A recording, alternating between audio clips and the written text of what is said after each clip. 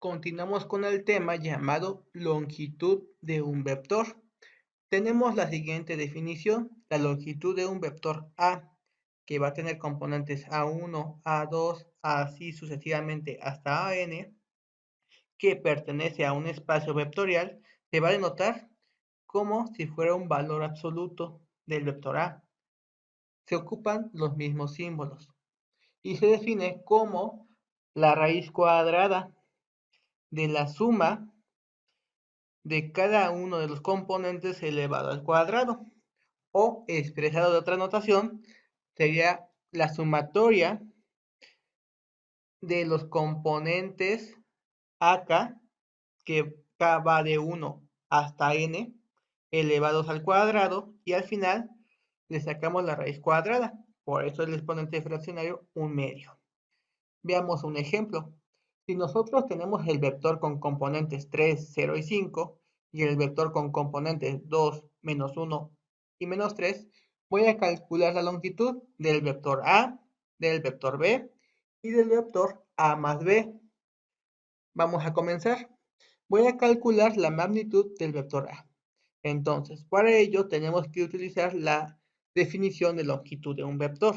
Es decir, cada una de las componentes lo voy a elevar al cuadrado. 3 al cuadrado, más 0 al cuadrado, más 5 al cuadrado.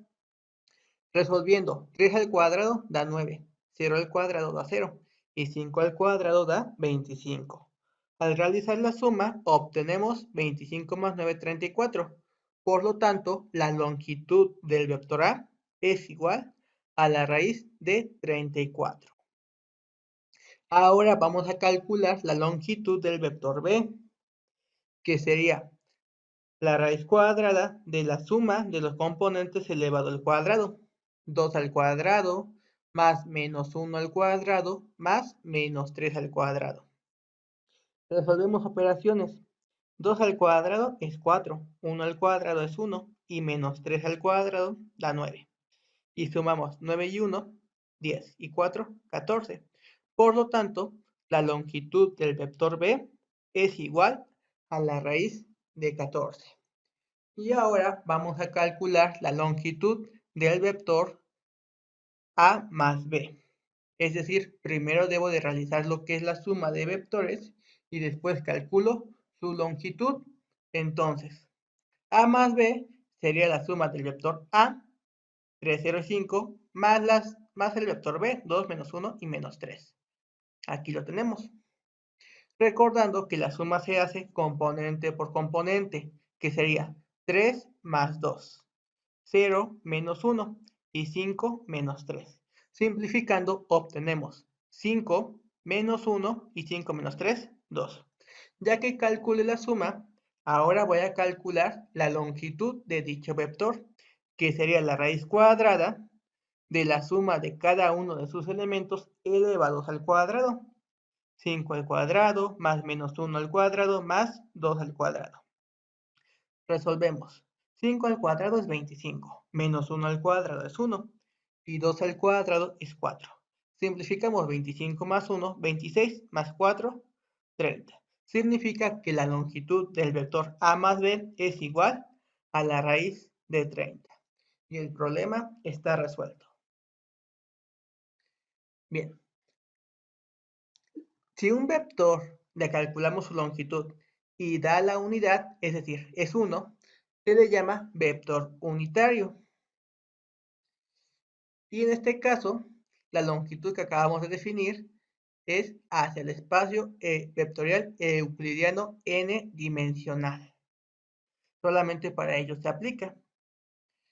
Y tenemos unos teoremas, unas propiedades fundamentales de lo que es la longitud de un vector. Primera propiedad. Si nosotros tenemos un vector A que pertenece a un espacio vectorial, entonces si yo calculo su longitud, podemos obtener dos cosas. O es mayor que 0 o es igual que 0. Ahora, si la longitud de un vector es igual a 0, solamente pasa si y solo si el vector A es el vector 0. La segunda propiedad es si nosotros tenemos un número real que pertenece a los reales y lo multiplico por un vector, será lo mismo que tener la longitud del vector R, o en este caso el valor absoluto del vector R, por la longitud del vector A. Es decir, para más fácil calculo la longitud del vector A y al final lo multiplico por el valor absoluto de R. Y la otra propiedad sería la longitud del vector A más B va a ser menor o igual que la suma del vector, que la longitud del vector A más la suma de la longitud del vector B, llamada la desigualdad del triángulo. Bien, vamos a probar lo que es la propiedad número 1 y la propiedad número 2. Bien, para probar la propiedad número 1 es muy sencillo. ¿Por qué? Porque me dice que la longitud es mayor o igual que 0. Recordando que vamos a tener lo que son números reales y que van a estar elevados al cuadrado, va a ser una suma. Entonces, como sabemos que es un número real y va a estar elevado al cuadrado, todos los números que tengamos serán números positivos. Y como ustedes saben, la raíz cuadrada de un número positivo seguirá siendo un número positivo.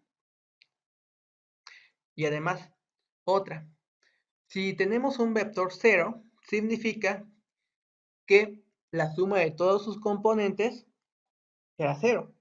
Si le elevamos al cuadrado del vector 0, seguirá siendo un 0. Y la raíz del 0 va a seguir siendo el 0.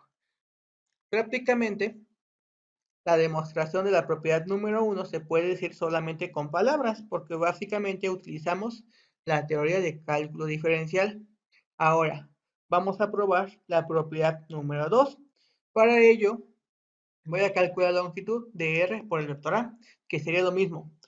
R por la primera componente de A1 y así sucesivamente hasta R por la AN componente. Ahora, para calcular su longitud, recordemos que va a ser la raíz cuadrada de que de cada uno de los componentes elevados al cuadrado y que vamos a estar sumando, que sería R por A1 más R por A2 y así sucesivamente. R por A1 al cuadrado más R por A2 al cuadrado hasta R por AN al cuadrado. Bien, al realizarlo en cada uno de ellos vamos a encontrar R cuadrada por A1 al cuadrado más R cuadrada por A2 al cuadrado y así sucesivamente hasta R cuadrada por AN al cuadrado. Como vemos, vamos a tener en cada uno de los términos R cuadrada, por lo tanto se puede factorizar. De aquí, como tenemos una multiplicación, podemos separar en dos raíces, la raíz de R cuadrada y la raíz de A1 al cuadrado hasta AN al cuadrado. Y como vemos, la raíz de R cuadrada se define como el valor absoluto de R. Y la raíz cuadrada de A1 al cuadrado hasta AN al cuadrado se define como la longitud del vector A, quedando esto demostrado. Y de tarea van a realizar los siguientes ejercicios.